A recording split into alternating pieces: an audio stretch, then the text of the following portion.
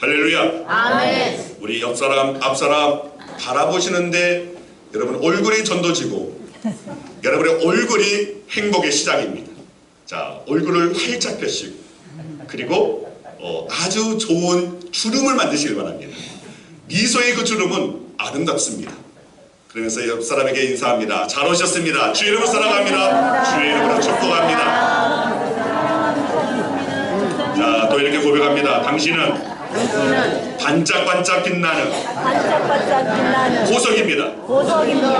당신은 세상에 하나밖에 없는 특별한 존재입니다. 그런 당신은 하나님의 눈에도 제 눈에도 너무너무나 사랑스럽습니다. 너무너무 할 때는 몸살나게. 네, 우리가 하나님의 시선만 회복되어진다면, 그리고 그 시선을 회복하고 우리가 살아간다면, 여러분, 우리는 이 세상의 어둠은 물러가게 될 것이고 빛이 찾아오게 됩니다. 아멘. 그래서 하나님의 그 시선으로 바라보는 오늘 그것이 오늘 저와 여러분들에게 있어지길 소망합니다. 아멘. 어느 시골 마을에 한 농부가 있었습니다.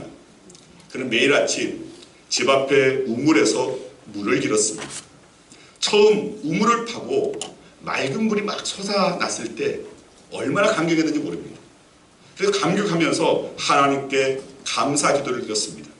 하나님, 이렇게 귀한 물을 허락하여 주시니 감사합니다. 자, 그런데 세월이 흐르자 그 감사는 점점 잊혀졌습니다. 우물은 늘 거기에 있었고 물은 당연히 나오는 줄 알았습니다. 그런데 어느 해 가뭄이 들어서 우물이 말라버렸습니다. 그제야 농부는 깨달았습니다. 그동안 자신이 누리던 모든 것은 자신의 수고가 아니라 하나님의 은혜로 공급되었다는 사실이죠. 그래서 그는 마른 우물 앞에 무릎을 꿇고 다시 하나님께 감사의 눈물을 흘렸다고 합니다. 그렇습니다. 진정한 감사는 놀라운 일을 경험하고 반응하는 마음이 아닙니다. 분명히 하시길 바랍니다. 그리고 잊어버리고 나서 다시 깨닫는 마음도 아닙니다. 진정한 감사는 매일의 평범함 속에서도 근원을 기억하는 믿음의 태도입니다. 아멘. 오늘 몇 번 저렇게 자막에 나올 겁니다. 여러분들 기억해야 할 오늘 그런 내용입니다. 진정한 감사는 그냥 하는 것이 아닙니다.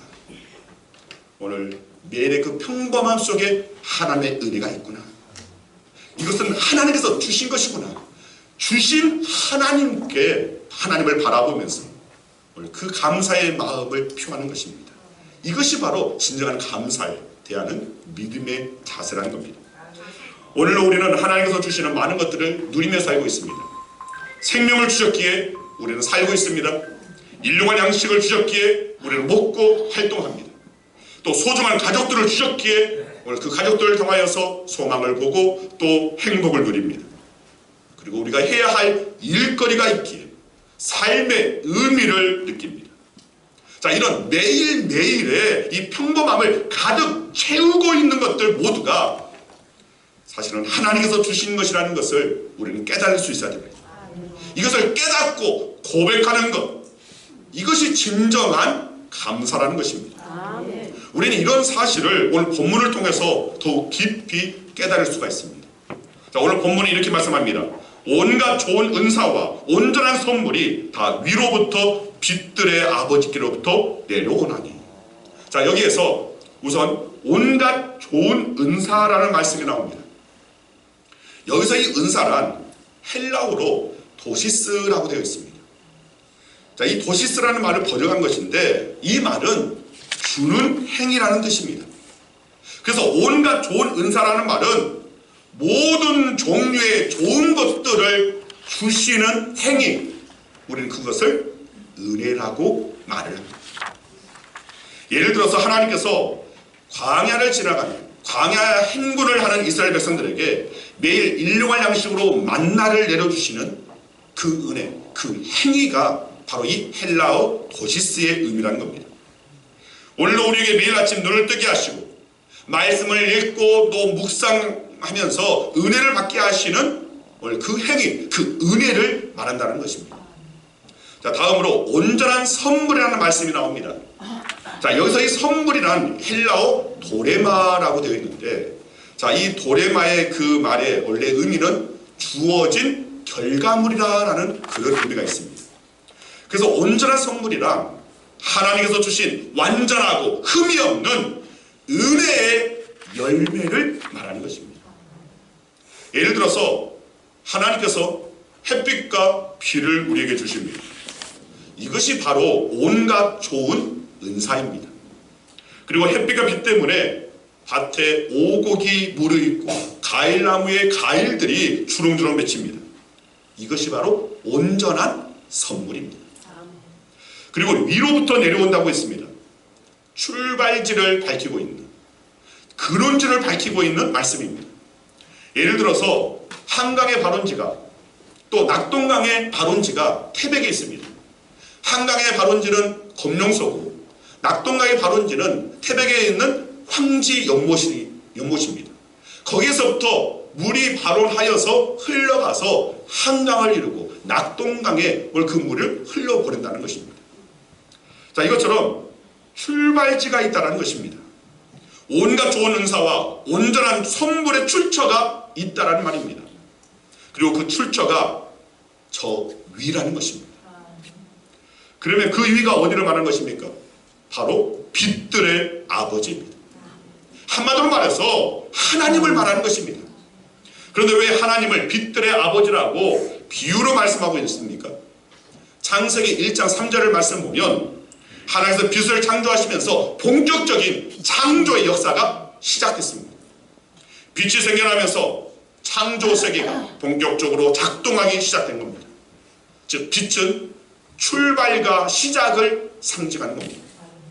하나님께서 이런 빛들의 아버지라는 말씀은 하나님께서 모든 존재하는 것들의 근원이 되신다는 것입니다. 아멘.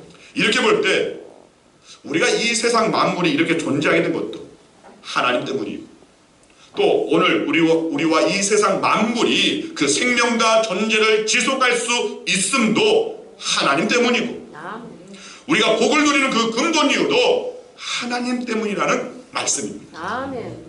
세상 사람들은 어떤 일이 일어나면 우연이라고 말합니다. 왜 이런 일이 일어났는지 알 수 없기 때문에 그렇게 하는 말입니다. 그리고 좋은 일이 일어날 때 운이 좋다 또는 재수가 좋다라고 말합니다. 어떻게 그렇게 좋은 일이 일어났는지 모르기 때문에 하는 말입니다. 예를 들어서 제비를 뽑을 때 사람들은 그저 확률로 이야기합니다. 제비 10개 중에 하나를 뽑을 때 10분의 1의 확률이 있다고 말할 뿐입니다. 그래서 제비를 뽑았는데 마침 오라는 하나를 뽑았을 때, 야, 우연히 뽑았다, 운이 좋았다, 오늘 재수가 참 좋다라고 그렇게 표현을 합니다. 그러나 잠언 16장 33절 말씀을 보면 이렇게 말씀하고 있습니다. 같이 한번 읽겠습니다. 제비는 사람이 뽑으나 모든 일을 작정하기는 여호와께 있느니라. 자, 사람이 제비를 뽑으나 그것에 섭리하시고 작정하시는 분은 하나님께 있다는 겁니다. 즉 이 말은 사람이 제비를 뽑을 때 하나님께서 보이지 않는 손으로 개입하셔서 하나님의 뜻대로 이루어지도록 역사하신다는 것입니다. 맞습니다. 우리에게 좋은 일들이 일어나게 된 것, 그리고 우리가 좋은 것들을 받아 누리게 된 것, 이 모두가 하나님께로부터 온 것입니다. 하나님께서 개입하시고 역사하셔서 우리에게 일어난 일입니다. 하나님께서 우리에게 허락하셔서 우리가 가지고 누리게 된 것들입니다. 결국 어떻게 하다 보니까 우연히 생겨난 것이 아닙니다. 운이 좋아서 재수가 좋아서 그렇게 누리게 된 것도 아닙니다. 그래서 진정한 감사는 우리의 생각이 바뀌어야 됩니다. 내게 좋은 일이 생겼을 때 우연히 된 일이 아니고 하나님께서 역사하셨기 때문에 오늘 이 일이 일어났다는 생각을 가져야 됩니다. 반대의 경우도 마찬가지입니다. 고된 일, 아픈 일, 너무나 가슴 쓰린 일, 오늘 그런 일을 대할 때도 하나님께서 연단시키시려고 또 이 가운데 오늘 나에게 하나님께서 나를 준비케 하시려고 나를 더욱더 단단하게 하시려고 나에게 좋은 일을 행하여 주시려고 그 전에 나오는 오늘 이런 고난이구나 아픔이구나 이렇게 하나님의 그 뜻을 물을 수 있는 자들이 되어야 한다는 것입니다. 아멘. 모든 일은 어떻게 하다 운이 좋아 재수가 좋아 생겨난 일이 아니라는 것입니다. 아멘. 우리는 모든 것의 근원 되시는 하나님을 생각해야 됩니다. 아멘. 여러분 되어지는 모든 일들의 그 근원이 바로 하나님이심을 인정하면서 먼저 하나님을 향하여서 우리가 생각을 모은다면 그 가운데 하나님의 뜻을 분별할 수가 있는 것이고 또 좋은 일이 있을 때는 그 가운데 진정한 감사를 하나님께 올려드릴 수 있다는 것입니다. 아멘. 오늘 말씀은 온갖 좋은 은사와 온전한 선물이 다 하나님께로부터 왔다고 믿으라는 겁니다. 주신 하나님께 그리고 그 믿음으로 감사하라는 것입니다. 아멘. 그리고 구체적으로 우리는 감사를 표현해야 됩니다. 마음으로 감사하고 정성을 다한 예물로 감사하고 헌신과 섬김과 충성으로 그리고 그 무엇보다도 우리는 삶으로 하나님께 감사를 표해야 합니다. 아멘. 그렇다면 이렇게 모든 좋은 것을 주시는 하나님은 어떤 분입니까? 오늘 본문은 그분이 변함이 없으신 분이라고 말씀을 하고 있습니다. 자, 우선 하나님은 변함이 없으시다라고 말씀합니다. 여기서 이 변한다라는 말은 헬라어로 파라라소라고 되어 있습니다. 근데 이 말은 바뀐다, 달라진다라는 뜻입니다. 자, 대표적으로 예를 들어서 계절이 봄, 여름, 가을, 겨울로 바뀔 때 이 말을 씁니다. 그래서 하나님은 변함이 없으시다라는 말은 하나님을 늘 동일하시다라는 뜻입니다. 봄에도, 여름에도, 가을에도, 겨울에도 늘 동일하시다는 뜻입니다. 아멘. 그런데 우리는 어떻습니까?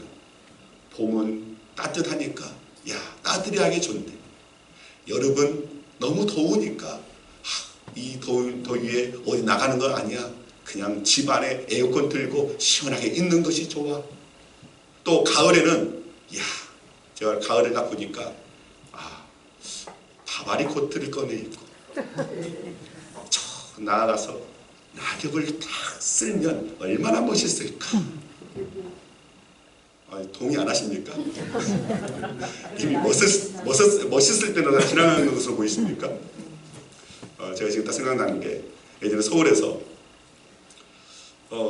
이제 사역을 하다 보면 저녁에 이렇게 밤 늦게 들어갈 때가 있습니다.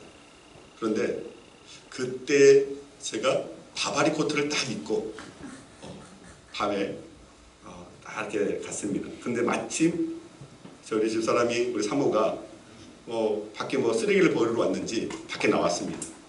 근데 나중에 들어보니까 제가 만나니까 막 싱글벙글 환한 미소로 맞이하는 겁니다. 그래서 막 어깨 팔짱을 끼고 막 이렇게 살갑게 하는 겁니다. 대체 왜 그런가 하고 들어가서 이제 말을 하는데 무슨 말을 하냐면 쓰레기를 버리고 이렇게 고개를 들었는데 저 멀리서 멋있게 바바리 코트를 딱 입고 오시는 사람이 오더라는 겁니다. 그 모습을 보니까 너무 멋있다. 저런 사람과 살면 얼마나 좋을까.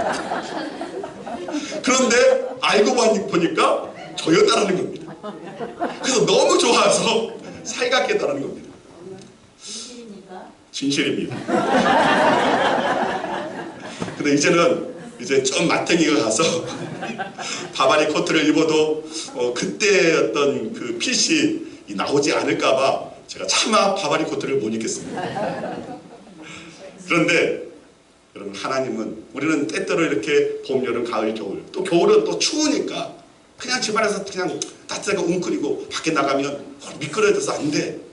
오늘 그러면서 여러분 그것을 직장 다닐 때는 참 그래도 직장은 가야지. 그런데 주일날에는 예배 들어갈 때는 아니야. 오늘 봄 너무 화사하니까 밖에 나서 뭐 봄나들이 해야지. 여름은 너무 더우니까 가을은 낙엽 보러 가야지. 이 자연 만물이 다 물들고 있는데 이걸 놓쳐서는 안 돼. 겨울에는 추우니까 미끄러져서 허리라도 다치면 큰일 나니까 하면서 우리의 마음은 시시각각 변하는데 문제가 있습니다. 그러나 하나님은 변함이 없으시다는 겁니다. 아침에도 점심에도 그리고 저녁에도 하나님은 변함이 없으시다는 것. 이것을 해전하는 그림자도 하나님은 없으시다라고 표현하고 있는 겁니다. 즉 해전하는 그림자라는 말은 당시 사람들은 이 천문학에 대한 지식을 근거로 삼았습니다. 예를 들어서 태양이 일출 때 그리고 아침, 정오, 오후 그리고 일몰 때 계속 위치를 바꾸면서 사물의 그림자를 변화시켜 왔다는 것을 말합니다. 그래서 오늘 이 말씀에 해전하는 그림자도 없으시다라는 말은 이 말도 동일하게 하나님은 변함이 없으시는 분이시다. 아침에도 점심에도 그리고 저녁에도 하나님은 여전히 동일하신 분이라는 그런 의미입니다. 이렇게 오늘 본문은 하나님께서 변함이 없으시다라는 것을 우리에게 지금 이것이 바로 우리가 더할 수 없는 감사의 제목이 된다는 것을 가르치는 말씀입니다. 누가복음 15장 말씀을 보면 탕자의 비유가 나옵니다. 둘째 아들은 아버지 사랑의 품 안에 있었습니다. 그러나 그것이 보인 줄 몰랐습니다. 시간이 지나자 그 아버지 품이 속박인 것처럼 느껴졌습니다. 그래서 아버지 품을 떠나서 자유를 누르고 싶었습니다. 결국 자기 유산을 미리 당겨받고서 아버지 품을 떠났습니다. 그러나 품 밖에 냉혹한 현실을 마주치게 됩니다. 가지고 간 재산 모두를 탕진했습니다. 그리고 산다는 것 자체가 이제는 고통이 되어버렸습니다. 무엇보다 배고픔을 감당할 수 없었습니다. 돼지 먹이를 넘보는 처지가 되었습니다. 무엇보다 이 배고픔을 감당할 수 없는 그 가운데 그 고통 속에서 그 굶주림 속에서 그제서야 아버지 품이 생각났습니다. 누가복음 15장 17절 말씀 보면 이렇게 말씀합니다. 내 아버지에게는 양식이 풍족한 품꾼이 많은데 나는 여기서 굶주려 죽는구나. 아버지 품으로 돌아갈 생각을 했다는 것입니다. 맞습니다. 탕자는 상황에 따라 수시로 변했습니다. 생각이 변하고 마음이 변하고 행동이 변했습니다. 아버지 품에 있을 때 감사할 줄 몰랐습니다. 아버지 마음을 아프게 하며 아버지 품을 떠났습니다. 그러나 아버지를 떠나온 뒤 비로소 그때가 좋았다는 것을 깨닫습니다. 그리고 이제 다시 아버지 품으로 돌아가고 싶어합니다. 이렇게 탕자는 상황에 따라서 변했습니다. 그런데 아버지 품으로 돌아가려니 한 가지 문제가 있었습니다. 바로 아버지입니다. 과연 아버지가 이렇게 당신을 떠났던 자기를 재산도 다 탕진하고 돌아온 자기를 과연 받아주실까 확신이 들지 않았습니다.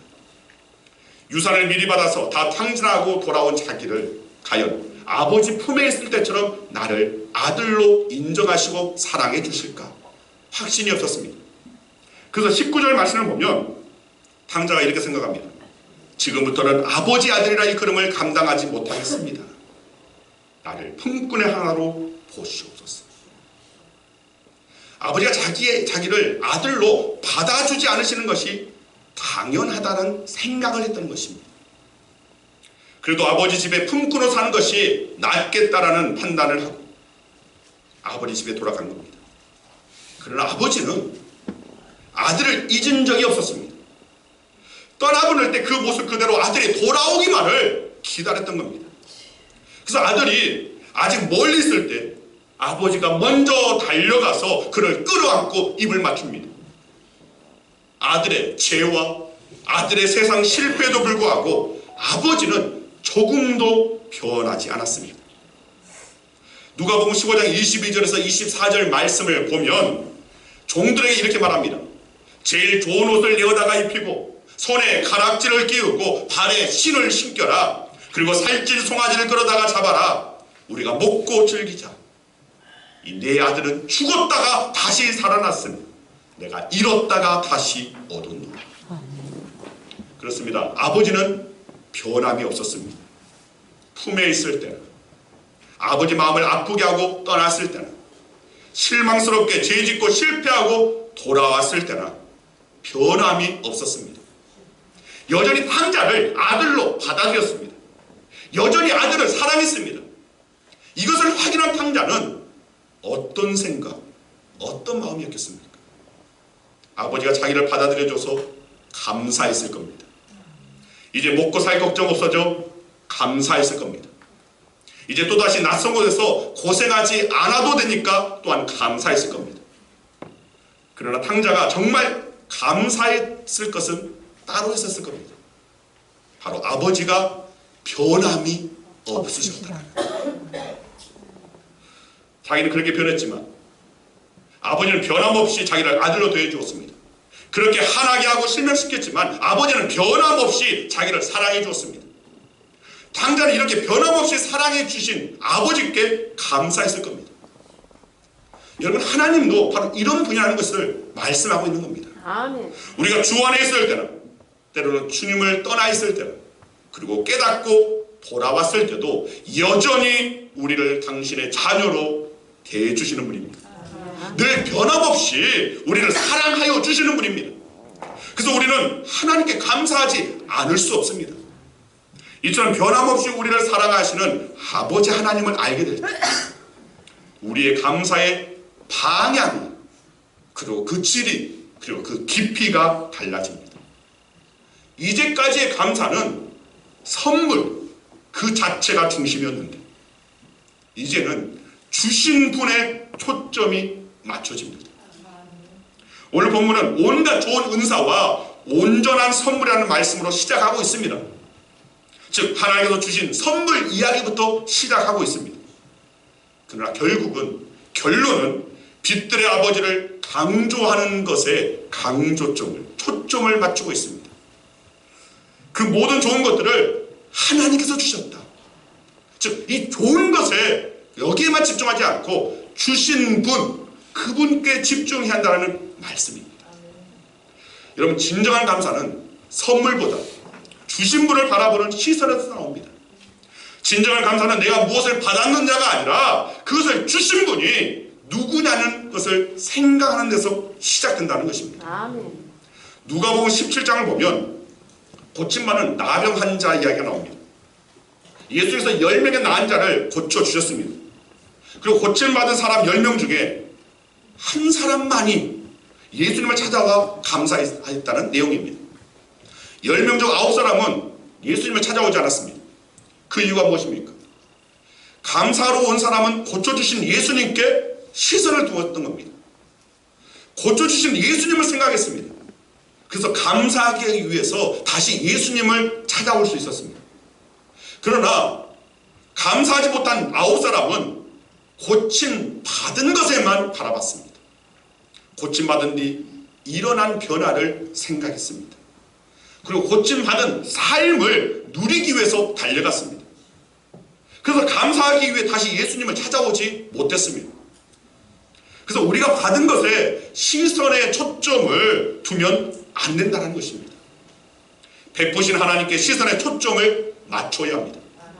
현상보다 근원에 우리의 시선의 초점이 맞춰져야 한다는 것입니다. 즉 선물보다 주신 분을 기억하라는 것입니다. 아멘. 다시 온갖 좋은 은사와 온전한 선물이라는 말씀을 한번 생각해 봅니다. 앞에서 말씀드린 것처럼 온갖 좋은 은사는 모든 종류의 좋은 것들을 주시는 행위, 은혜를 말합니다. 그리고 온전한 선물은 하나님께서 주셔서 가지게 된 선물을 말합니다. 중요한 것은 온갖 좋은 은사가 단 한 번에 주시는 행위가 아니라는 것에 있습니다. 하나님은 지금도 계속해서 주고 계십니다. 마찬가지로 온전한 선물도 단 한 번 주신 선물이 아닙니다. 하나님은 계속해서 우리에게 주시고 주시는 분이시라는 겁니다. 그래서 감사는, 여러분 기억하시기 바랍니다. 감사는 받은 것을 기억하는 데서 끝나지 않고 지금도 계속 주신, 지금도 주고 계신 하나님을 기억하는 믿음에서 시작됩니다. 아멘. 여러분 출애굽기 15장에 보면 특별히 22절에서 24절 말씀을 보면 이스라엘 백성들이 출애굽 도중에 마라라는 곳에서 어떤 일을 경험합니다. 홍해를 건넜습니다. 홍해를 건넌 다음에 바로 만난 사건이 이 마라의 쓴물입니다. 이스라엘 백성들이 홍해를 건넜을 때는 그 기적에 감격하여서 하나님을 찬양하고 뜨거운 마음으로 감사했습니다. 그러나 불과 3일 만에 마라에서 온망했습니다. 감사가 온망으로 바뀌었습니다. 사흘 동안 물을 마시지 못하다가 마라에서 물을 발견했는데 써서 도저히 쓴물이어서 마실 수가 없었습니다. 그래서 감사했던 사람들이 원망하게 됩니다. 이스라엘 백성이 마라에서 원망했던 이유는 겉으로는 물이 있어서 마실 수 없어서임이 분명합니다. 그러나 그 속을 들여다보면 은혜를 베푸신 하나님을 잊었기 때문입니다. 3일 전에 분명히 놀란 기적으로 하나님께서 그 길을 열어주셨던 그 하나님의 은혜를 경험했음에도 불구하고 상황이 바뀌니까 그들은 지금 감사가 원망으로 바뀐 겁니다. 하나님을 잊어버린 겁니다. 은혜를 망각해버렸습니다. 여러분, 은혜를 잊어버리면 감사가 사라집니다. 하나님을 잊어버리면 원망이 시작됩니다. 다시 여러분 집중하면서 기억하시기 바랍니다. 감사는 하나님을 기억하는 일입니다. 하나님을 기억하는 것입니다. 따라하지 않았는데 따라하는 거 보니까 따라하시기 바랍니다. 감사는 하나님을 기억하는 일입니다. 하나님을 기억하는 일입니다. 감사의 근원은 하나님을 기억하는 믿음입니다. 하나님을 기억하는 믿음입니다. 네, 맞습니다. 그렇기 때문에 우리는 매일의 삶 속에서 하나님을 잊지 말아야 됩니다. 어제도 오늘도 내일도 동일하게 은혜를 주시는 하나님을 기억하시길 바랍니다. 그 기억이 우리의 원망을 감사로 다시금 바꿉니다. 그 기억이 우리의 삶을 다시금 예배의 자리로 이끌어 준다는 것입니다. 여러분, 우리는 다음 주에 추수감사주일을 맞이합니다. 지난 한 해를 돌아보면 감사할 제목 분명히 있을 겁니다. 그러나 우리의 감사가 단지 풍성한 수확이나 형통함 때문만이 아니기를 바랍니다. 이제까지는 여러분들이 주신 것을 찾아보면서 그래 이것도 감사하지 저것도 감사하지 이것도 감사하지 그저 되어지는 열매만을 바라보면서 그것을 찾으면서 감사했는데 자, 금년의 감사는 좀 더 성숙해졌으면 좋겠습니다. 이제는 주어진 어떤 현상이나 그 열매나 결과물 이것을 찾아내서 감사하기보다는 바로 그것에 시작되시는 하나님께 집중하고 하나님께 초점을 맞추는 감사가 회복되어졌으면 하는 바람입니다. 아멘. 하나님을 바라보면서 하나님께 감사하시길 바랍니다. 특히 우리에게 좋은 것을 주신 하나님을 기억하시길 바랍니다. 그리고 하나님께서 우리에게 좋은 것을 오늘 주신 것은 우리를 사랑하시기 때문이라는 것도 여러분 기억하시길 바랍니다. 아멘. 이 기억을 회복해야지만이 더욱더 우리가 그 사랑에 화답할 수가 있는 겁니다. 하나님께 더욱더 사랑으로 다가갈 수가 있고 또 그러하면 하나님께서 더 큰 사랑으로 우리에게 찾아오신다는 것입니다. 여러분, 때로는 우리가 힘들고 어려운 상황 속에서도 우리는 감사할 수 있어야 됩니다. 받은 것이 없어서 감사할 것이 없다고 생각될 때도 우리는 감사해야 됩니다. 아멘. 왜냐하면 여전히 그 가운데서도 모든 것의 근원 되시는 하나님이 계시기 때문에 그 하나님을 바라보면 내 삶이 고되다 할지라도 하나님이 계시는군요라고 하나님을 깨달아 안다면 그 가운데 소망이 생기는 겁니다. 그 어려움을 뚫고 지나갈 수 있는 그것을 대면해서 이길 수 있는 능력이 덧입혀진다는 겁니다. 여러분, 우리를 사랑하시는 하나님을 생각하고 우리에게 은혜 베푸시는 하나님을 기억하면서 하나님께 집중하여 하나님께 진심으로 감사를 드릴 수 있는 저와 여러분들이라 이번 추수감사절이 더 한층 성숙한 감사로 하나님께 영광을 올려드릴 수 있기를 간절히 주의 이름으로 축원드립니다. 아멘. 기도하겠습니다.